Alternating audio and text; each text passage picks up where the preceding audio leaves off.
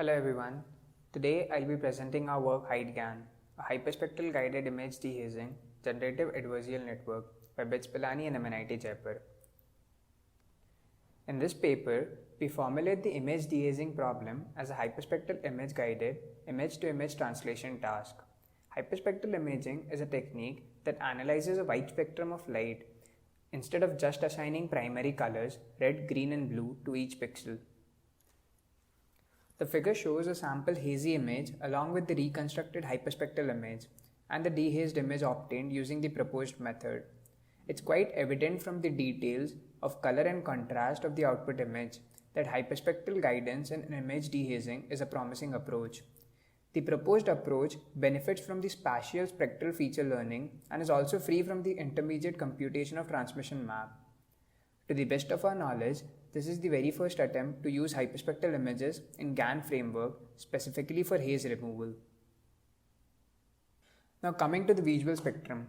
The visual spectrum lies in the wavelength range of 400 to 700 nanometer. From the shown figure, it can be inferred that spectral reflectance has a remarkable impact on image contrast. As shown in this figure, there is a significant enhancement in the tree-like texture on the right of the image as we go to higher wavelengths. Our work is motivated by the analysis of hyperspectral images and its effect on image quality. Hyperspectral images acquire spectral signatures from different wavelengths. As different materials reflect and absorb differently, the large pools of signals in the hyperspectral spectrum captured from different spectral channels are useful to discriminate between the varieties of material. Thus, we propose a hyperspectral guided generative adversarial network HideGAN for image dehazing. Here, I'll quickly run through the approach for getting a dehazed output image from a hazy input image. The HideGAN architecture is formulated by designing a cycle GAN named R2H cycle and a conditional GAN named H2R GAN. First, we stack the hazy input image to form a 31 channel image, which is then fed into R2H cycle as the input. After that, the proposed R2H cycle makes use of hyperspectral images in combination with cycle consistency and the proposed skeleton losses to improve the quality of information recovery. Basically, it transforms the image from RGB domain to hyperspectral domain in an unpaired way. Thus, it converts hazy RGB images to hazy hyperspectral images, which are then fed into the final component called H2R GAN. Now, H2R GAN generates the final dehazed output based on the RGB hyperspectral mapping learned from the R2H cycle. As shown here, we adopt a unit with skip connections for generator architecture and a patch GAN for the discriminator. Now, I'll try to cover the key aspects that have successfully contributed to our approach.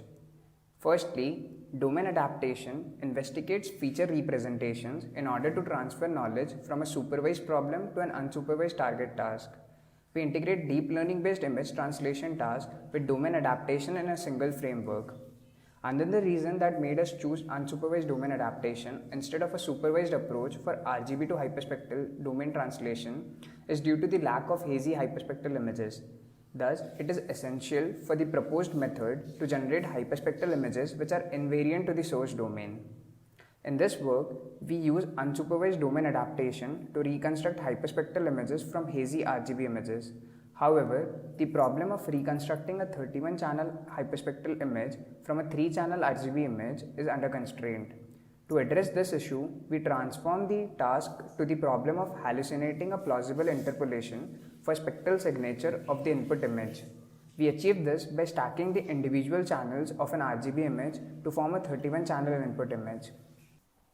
The figure shows the spectral responses of the stacked input image and the desired reconstructed hyperspectral image. In addition to the standard min-max based adversarial loss in the pixel domain, we also propose a skeleton loss to enhance the output images. When the GAN transforms the image from RGB domain to hyperspectral domain, there is a significant change in the pixel values. However, the edges must be consistent in both the domains. Thus, we propose a cycle consistency skeleton loss which penalizes the distorted edges.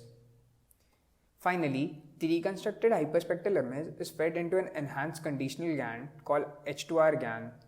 H2R GAN addresses the problem of estimating a clean RGB image from a hazy hyperspectral image.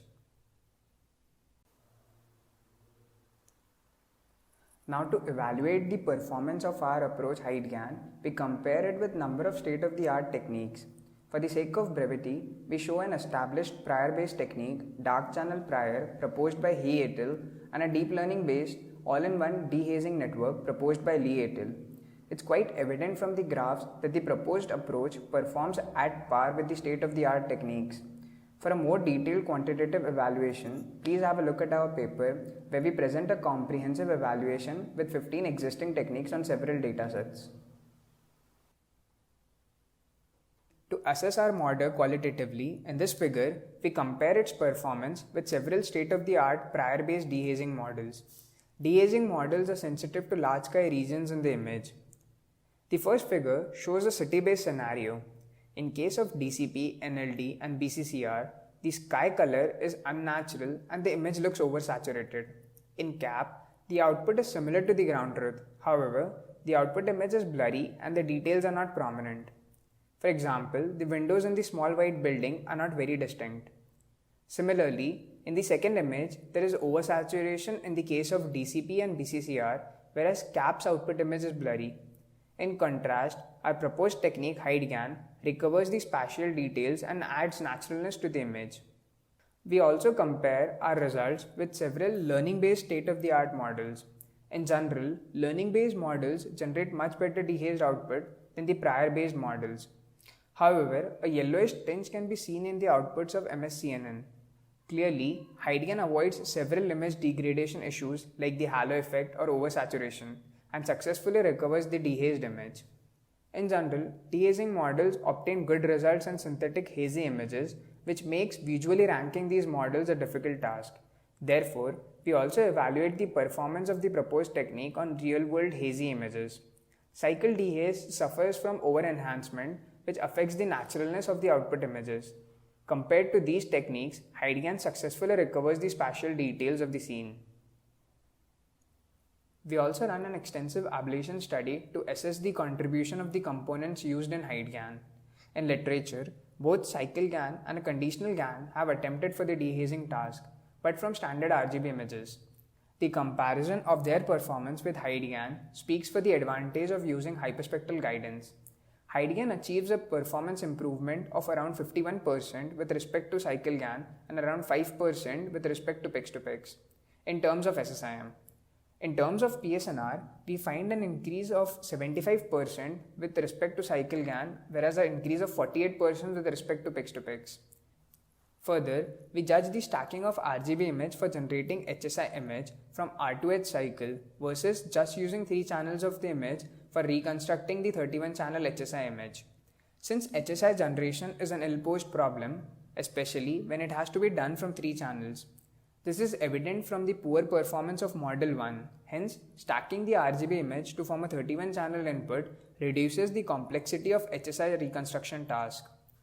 Finally, we evaluate the effectiveness of the proposed skeleton loss for generating sharper and better HSI images.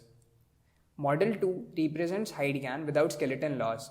Clearly, using a skeleton loss did boost the performance of R2H cycle and hence produced better dehazed images.